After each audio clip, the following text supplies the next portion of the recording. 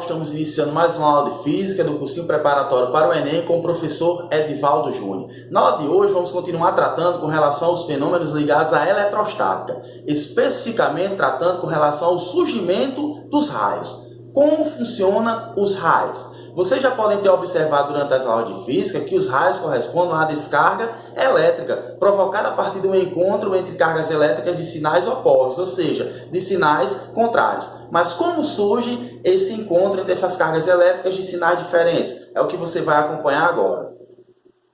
A grande concentração de cargas elétricas no interior de uma nuvem faz com que o movimento das massas dentro dessa nuvem provoque a separação entre essas cargas elétricas. Então, o movimento das massas no interior de uma nuvem provoca a separação entre as cargas elétricas positivas e as cargas elétricas negativas, ficando da seguinte maneira. Na parte superior, nós vamos ter os prótons, que são as cargas elétricas positivas, e na parte inferior, nós vamos ter a concentração de cargas elétricas negativas, que são os elétrons. A gente pode observar que na superfície da Terra há também uma concentração de cargas elétricas positivas, os prótons, e de cargas elétricas negativas, que são os elétrons. No entanto, a indução, o processo de indução, que é a aproximação, o processo de eletrização por indução se caracteriza a partir da aproximação entre cargas elétricas, que de acordo com a lei de Dufay, cargas elétricas com sinais contrários se atraem, no entanto, cargas elétricas com sinais iguais se repelem. E é o que vai acontecer agora.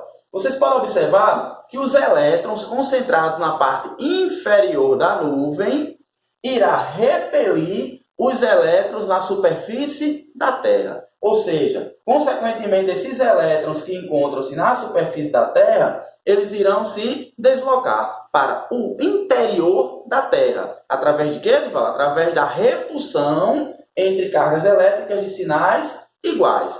Então, essas cargas elétricas negativas na parte inferior da nuvem irá repelir as cargas elétricas negativas, os elétrons que estão na superfície da Terra, fazendo com que esses elétrons sejam deslocados para o interior da Terra. Se eles foram deslocados para o interior da Terra, o que é que vai acontecer? Vai ocorrer a presença apenas dos prótons, que são as cargas elétricas positivas. Relembrando mais uma vez a lei do Dufay, o que é que acontece com cargas elétricas de sinais contrários? Essas cargas elétricas, elas se atraem. Então, vai ocorrer, por meio do processo de indução, a atração entre as cargas elétricas negativas da nuvem com as cargas elétricas positivas do interior da Terra, da superfície da Terra. Edivaldo, mas como é que vai ocorrer esse processo de eletrização entre essas cargas? Através do ar. Edivaldo, mas o ar não é uma substância, um material isolante? Sim. No entanto, há uma grande concentração de campo elétrico nessa região entre essas cargas, que faz com que o ar, que é um material dielétrico, isolante, rompa a sua rigidez dielétrica. Edivaldo, o que significa um material romper a sua rigidez dielétrica? A concentração, o campo elétrico é tão elevado no material que faz com que ele passe de um material isolante para um material condutor. É o que chamamos de rompimento da rigidez dielétrica, quando um material que é isolante apresenta característica de material condutor. Então, como o ar entre as cargas elétricas negativas e positivas vai conduzir essa eletricidade, essas cargas elétricas, então vai ocorrer um encontro entre as cargas elétricas negativas e as cargas elétricas positivas. Esse encontro, com uma grande concentração de cargas elétricas, é de forma tão intensa que acaba provocando o que chamamos de descarga elétrica. Daí surgem os raios, que são as faíscas apresentadas a partir dessa descarga elétrica. Simultaneamente, ocorrem outros dois fenômenos, que é o trovão e o relâmpago. No entanto, você pode estar se perguntando, Edivaldo, como é que eles ocorrem a uma mesma distância, de forma simultânea, mas a gente observa primeiro o relâmpago para depois ouvir o trovão? Porque a velocidade do som é diferente da velocidade de propagação da luz, não é? No caso. Então, nesse caso aqui, a velocidade de propagação da luz, no caso do relâmpago, é de 3 vezes 10 elevado a 8 metros por segundo. Isso no ar. enquanto a velocidade de propagação do som é de 340 metros por segundo. Então, por isso, observamos primeiro o relâmpago para depois ouvir o som. Isso em razão da diferença de velocidade de propagação entre a luz, no caso representada pelo relâmpago, e o som representada pelo trovão, tá bom? Então, é assim que surgem os raios. Por isso, é desaconselhável que em dias de chuva, em dias de tempestade, a gente se abrigue aonde?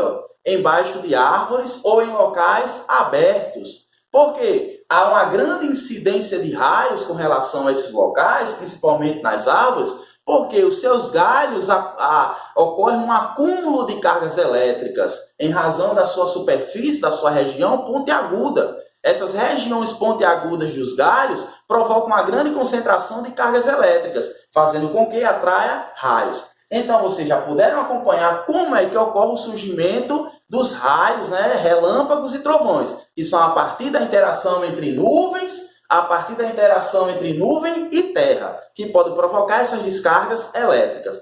Vamos agora acompanhar um equipamento que é muito utilizado para conter, para inibir prejuízos com relação a essas descargas elétricas, que é o para-raio. O para-raio está associado ao quê? O aterramento, que é conhecido popularmente como o fio-terra. Mas como surgiu esse equipamento, esse instrumento para-raio? Primeiro, o para-raio ele não tem a finalidade de atrair raios, ao contrário do que falam. Em consequência da sua finalidade, que é justamente proteger e amenizar os efeitos dos raios, eles acabam atraindo. Mas a sua finalidade é proteger eletrodomésticos, eletrônicos e a região na qual ele está ao redor, tá bom? O para-raio ele foi criado em 1752 por Benjamin Franklin, médico, político Benjamin Franklin. Ele fez um experimento perigosíssimo para comprovar, para a criação desse para-raio. Ele empinou uma pipa, vejam só, empinou uma pipa utilizando um fio condutor, um fio metálico. E, consequentemente, em dia de tempestade, ele observou que essa pipa, né, com uma haste metálica e o fio condutor também, né, um fio metálico, tinha a propriedade de atrair cargas elétricas, justamente na incidência de quem? De raios, tá bom? Então, esse experimento, naquela época, até hoje, nos dias atuais, é uma loucura, porque ele utilizou totalmente materiais condutores de eletricidade, pondo assim em risco a sua integridade física, consequentemente a sua vida. Então, em 1752, Benjamin Franklin, né, executa sua famosa experiência da pipa durante uma tempestade, onde essa pipa tem uma hastezinha metálica e todo fio que solta a pia, inclusive tem uma chave aqui, era de material metálico, para atrair essas cargas elétricas, ok? Vamos observar agora como é constituído esses para-raios na atualidade.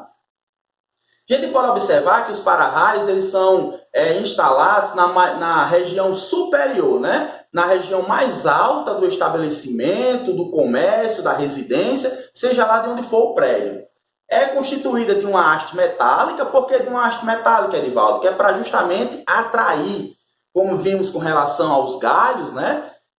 Nas regiões pontiagudas há uma grande concentração de cargas elétricas, em razão do atrito com o ar. E essa grande concentração de cargas elétricas faz com que haja a atração desses raios quando eles se propagam da nuvem para a terra. Podemos observar que esse para-raio ele é um dispositivo utilizado, né, por meio de um aterramento, que é justamente para conter, né, para possibilitar o fluxo de cargas elétricas que vem desse raio, a grande concentração de cargas elétricas que provém de uma atividade de um raio, para que eles sejam escoados para onde? Para a terra, inibindo assim os danos causados por essa descarga elétrica. Então, tem um para-raio que é justamente instalado nas partes superiores. Quanto maior a altitude, maior é a possibilidade de atrair raios. É uma haste metálica, é um material metálico, condutor, justamente para atrair e conduzir essas cargas elétricas. E a sua espessura fina, que é para justamente haver uma concentração ainda maior de cargas elétricas de acordo com o poder das pontas.